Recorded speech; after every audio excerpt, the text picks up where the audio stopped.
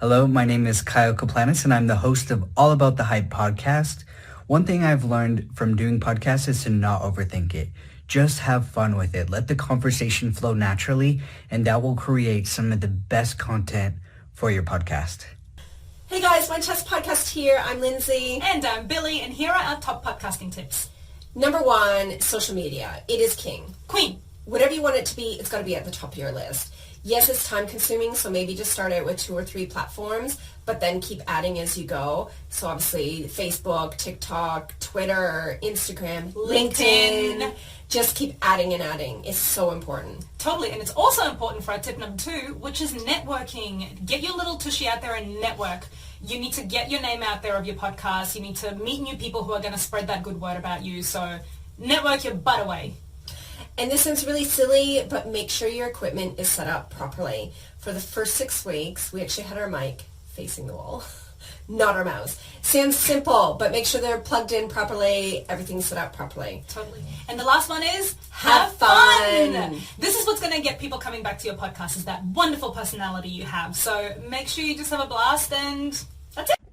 Hello everyone, my name is Hugo Prince. I'm the host of the Road to the IPO podcast and the Influence Me podcast. I have been doing podcasting since 2017 and I do it in 3 languages, Spanish, French, and English. For me, podcast has helped me grow my network. It's incredible the number of people I have met, but also the number of people I have connected on social media because I publish those podcasts on social media, whether it's Facebook, LinkedIn, Instagram. So I have connected with a lot of people because of that. So I think it's a good way to grow your network if you do a podcast, maybe because a lot of people, they don't have time to connect with you, but if you offer them something, they will say yes. So it's a good way to grow your network.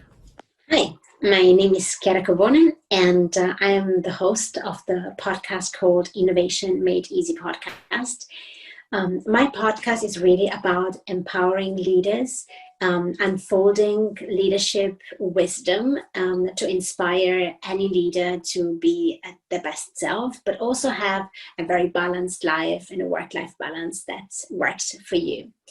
What I've learned from this journey of being a podcaster is really the connection with people.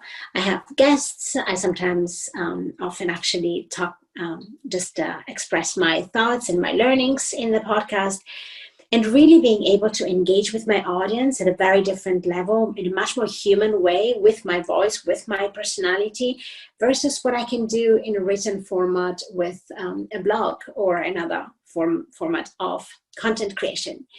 Hello, this is Alain from the Alain Guillot podcast, a podcast about personal development and entrepreneurship. I have been podcasting for about 2.5 years right now, and unto the moment I have recorded and published 157 interviews.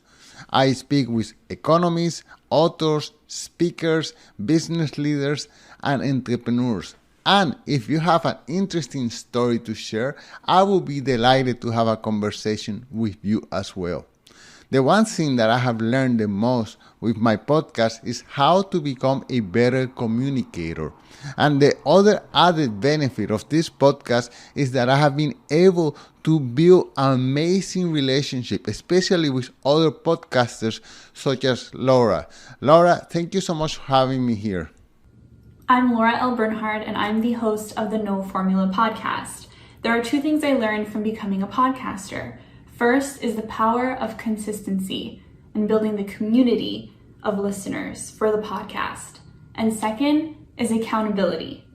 When I first got the idea to start the podcast, I immediately reached out to 2 entrepreneurs to be guests on the No Formula podcast. And just 24 hours after, I realized that there was already another podcast that had the name that I wanted to name my podcast. And in that moment, as silly as it sounds, I was about to give up. I said, maybe this isn't for me. Maybe this is a sign that I should stop. But because I had asked those 2 entrepreneurs to be on the podcast, and they agreed, they were holding me accountable to stay true to my word and to continue with the project. And that's when I realized that accountability is super powerful. So if you're working on a project, tell someone about it and make sure they hold you accountable.